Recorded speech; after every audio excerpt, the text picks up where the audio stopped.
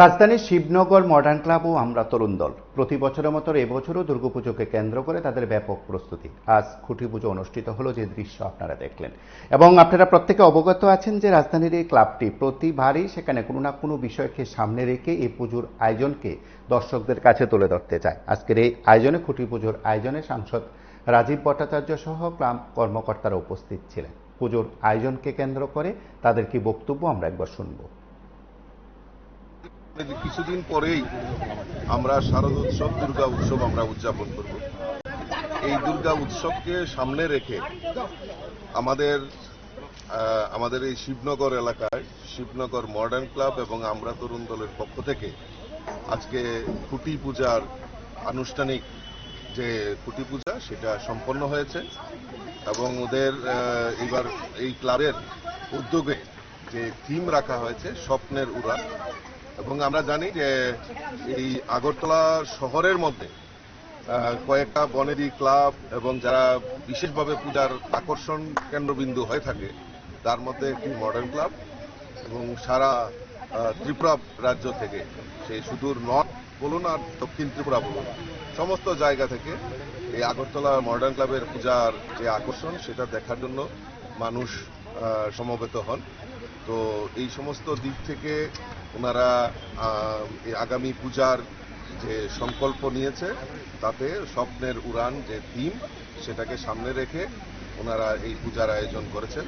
আমি ধন্যবাদ জানাই মডার্ন ক্লাব এবং আমরা তরুণ দলের যারা সদস্য যে আগামী দিনগুলিতে এই পূজাকে সামনে রেখে এলাকায় একটা মানুষের মধ্যে যে আনন্দ উৎসব উল্লাস সেটা দেওয়ার জন্য তারা বদ্ধপরিকর। এবং শিবনগর মডার্ন ক্লাব এবং আমরা তরুণ দল শুধু দুর্গাপূজা নয়, তারা সমাজের বিভিন্ন কর্মসূচিতে ব্লাড ডোনেশন থেকে শুরু করে দুস্থদের পাশে দাঁড়ানো সমস্ত অ্যাক্টিভিটিসে তারা অংশগ্রহণ করে থাকেন।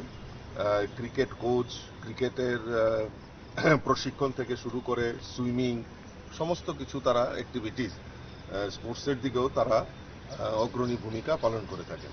আমি আপনাদের মাধ্যমে সকল রাজ্যবাসীকে আহ্বান করব যে আগামী যে পূজা শারদ উৎসব দুর্গা উৎসব সেই দুর্গা উৎসবে মডার্ন ক্লাব এবং আমরা তরুণ দলের যে থিম সেটা উপভোগ করার জন্য।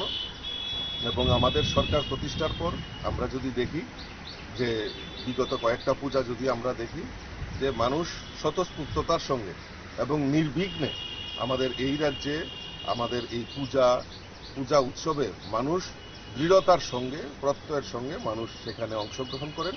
এটা আমাদের কাছে সবচেয়ে বড় সফলতা।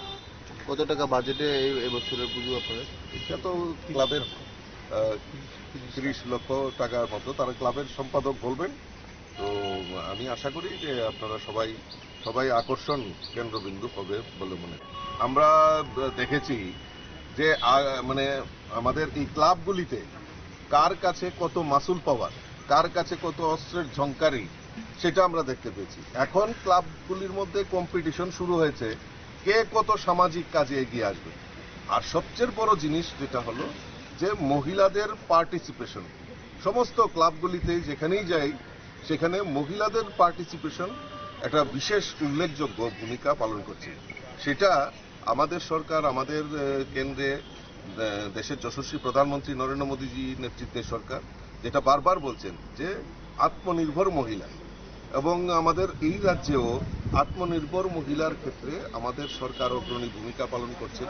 মহিলাদের সুরক্ষা থেকে শুরু করে মহিলাদের রোজগার থেকে শুরু করে বিভিন্নভাবে মহিলাদের এগিয়ে নিয়ে যাওয়া সমাজে যে লক্ষ্যমাত্রা রাখা হয়েছে সেটা আমরা এই যে বিভিন্ন আচার বিধি বিভিন্ন অনুষ্ঠানে আমরা মহিলাদের এবং এই ক্লাবগুলিতে আমরা মহিলাদের পার্টিসিপেশন, মহিলাদের যে ভূমিকা সেটা উল্লেখযোগ্য ভূমিকা সেটা পালন করছে। বিগত দিনে সেটা দেখা যায়নি, কারণ তার একটাই কারণ আইন শৃঙ্খলা থেকে শুরু করে সমস্ত কিছু মহিলাদের সুরক্ষার ক্ষেত্রেও আমাদের সরকার অগ্রণী ভূমিকা পালন করছে। আপনারা শুনলেন সেখানে ক্লাবের কর্মকর্তাদের তরফে বা সংশ্লিষ্টদের তরফে যে বক্তব্য, সেই বক্তব্য থেকে পুজোকে কেন্দ্র করে তাদের ব্যাপক প্রস্তুতি এবং থিম ইত্যাদি বিষয় নিয়ে সাংসদ রাজীব ভট্টাচার্য তার প্রতিক্রিয়া ব্যক্ত করেছেন। আপনারা দেখতে থাকুন PB24।